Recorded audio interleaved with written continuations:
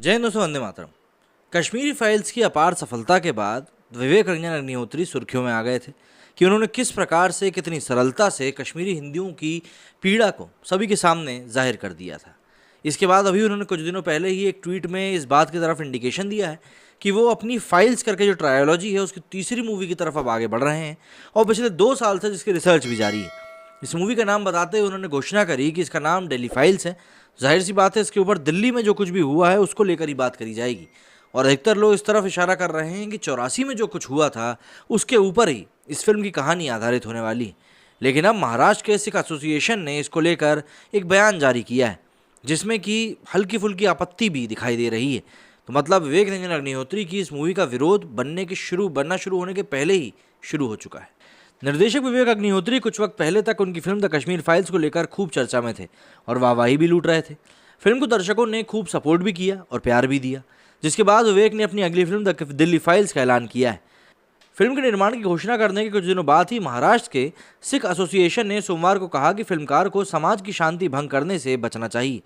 विवेक अग्निहोत्री ने बीते सप्ताह अपनी नई फिल्म के निर्माण की घोषणा करी थी और ऐसी अटकलें लगाई जा रही थी कि फिल्म 1984 में हुए सिख विरोधी दंगों पर आधारित होगी, लेकिन अभी तक निर्देशक ने विषय वस्तु की पुष्टि नहीं करी है। महाराष्ट्र सिख एसोसिएशन ने एक प्रेस विज्ञप्ति में कहा कि वो रचनात्मक अभिव्यक्ति और व्यक्तिगत लाभ के लिए सिख दंगों जैसी मानवीय त्रासदी का व्यवसायीकरण करने का कड़ाई से विरोध करते हैं। इस पर विवेक अग्निहोत्री ने कहा कि एक फिल्मकार के रूप में उन्हें खुद को व्यक्त करने का और उनकी अंतरात्मा जिस प्रकार उन्हें दिशा देती है वैसी फिल्म बनाने का अधिकार है। उन्होंने ये भी कहा कि उन्होंने फिल्म की विषय वस्तु का खुलासा अभी नहीं किया है। विवेक ने कहा कि मुझे नहीं पता कि ये कौन सा संगठन है। मैं एक भारतीय हूँ और मैं एक संप्रभु देश में रहता हूँ जिसने मुझ पर यह अधिकार दिया है कि मैं जिस तरह चाहूँ खुद को व्यक्त कर सकता हूँ और मैं करना चाहता भी हूँ। मैं वो बनाऊंगा जो मैं बनाना चाहता हूँ, जो मेरी अंतरात्मा कहती है। मैं किसी संगठन या फिर किसी का सेवक नहीं हूँ। मैंने अभी तक ये खुलासा तक नहीं किया है कि मैं क्या बनाने जा रहा हूँ या फिर क्यों बनाने जा रहा हूँ। लोग कयास लगा रहे हैं जो वो कर सकते हैं, लेकिन आखिरी में CBFC को ये तय करना है कि मैं किस तरह की फिल्म बनाऊंगा और उसे रिलीज करना चाहिए या फिर नहीं करना चाहिए। दरअसल महाराष्ट्र सिख एसोसिएशन खुद को राज्य में सिख समुदाय का सामाजिक, सांस्कृतिक, शैक्षणिक, खेल और धार्मिक कार्य करने वाला संगठन बताता है। संगठन की ओर से कहा गया है कि अग्निहोत्री को द कश्मीर फाइल से उपजे विवाद और प्रचार से बल मिलता है और अब वो 1984 के दंगों जैसी मानवीय त्रासदी का व्यवसायीकरण करना चाहते हैं।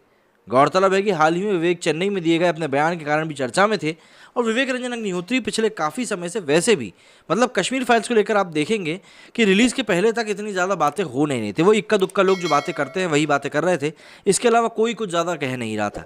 लेकिन सडनली ये सभी बातें इस तरीके से बाहर आ गई हैं कि सोचने पर सब मजबूर हो गए कि यार आखिर ये हो क्या रहा है।